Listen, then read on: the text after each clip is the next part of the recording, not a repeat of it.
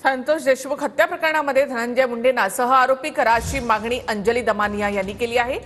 CCTV, CDR आणि tower location शोधा असंही अंजली दमानिया यांनी म्हटलंय। धनंजय मुंडेंना या प्रकरणामधून वाचवलं जातंय का असा सवालही अंजली दमानिया यांनी केलाय। धनंजय मुंडे यांच्यासह 10 जणांना सह आरोपी करा अशी मागणीही त्यांनी केली। वाल्मी कराडला सीआयडी ऑफिसला सोड असं मुंडेंनीच मोराळेला सांगितलं होतं असंही दमानिया यांनी म्हटलंय। संतोष देशमुख हत्या प्रकरणात धनंजय मुंडेंसह 10 जणांना सहआरोपी करण्याची मागणी अंजली दमानियांनी केली आहे। धनंजय मुंडे, बालाजी तांदळे, शिवलिंग मोराळे, सारंग आंधळे, डॉक्टर वायबसे व त्यांच्या पत्नी, SP Bargal, PSI Rajesh Patil, PI Mahajan, PI Bhagwat Shelar आणि ते जे गित्ते आहेत, जे एलसीबीचे अधिकारी होते ते, अशा 10 जणांना सहआरोपी करा। त्यांची सगळ्यांची स्टेटमेंट्स घ्या। या प्रकरणात धनंजय मुंडेंना वाचवलं जात असल्याचा आरोप दमानियांनी केलाय।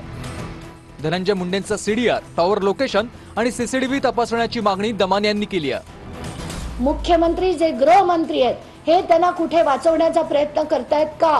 आणि जर मुख्यमंत्री विधान करत असतील की जेव्हा आम्हाला मिळेल तेव्हा आम्ही त्याला करू, पण तुम्ही त्या दिशेने कामच केलं नाही, त्यांची इन्क्वायरी सुरूच जर झाली नाही, त्यांचे सीडीआर म्हणा, त्यांचे सीसीटीव्ही म्हणा, स्टेटमेंट्स म्हणा, टॉवर लोकेशन म्हणा, जोपर्यंत हे येणारच नाही तपास होणार कसा? वाल्मी कराड सीआयडीला शरण गेला त्यावेळी शिवलिंग मोराळे नावाची व्यक्ती त्याला गाडीत घेऊन आली होती।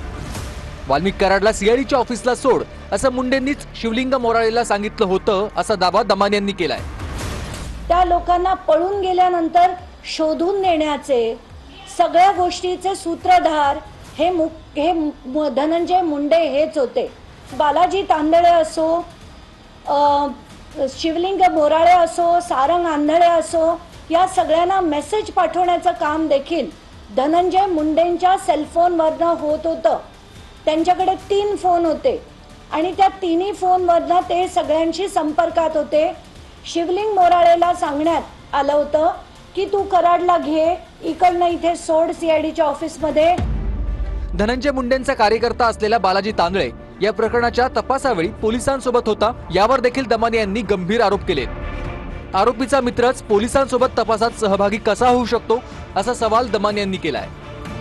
9 तारखेपासून बालाजी तांदळे हे पोलिसांबरोबर फिरायला लागले होते, पण लेटर दिलं गेलं त्यांना 15 तारखेला आणि कुठचं पोलीस स्टेशन आरोपीच्या मित्राला लेटर देऊन सांगतं की तू आमच्या बरोबर तुझी गाडी घेऊन ये आणि आपण शोध सुरू करू।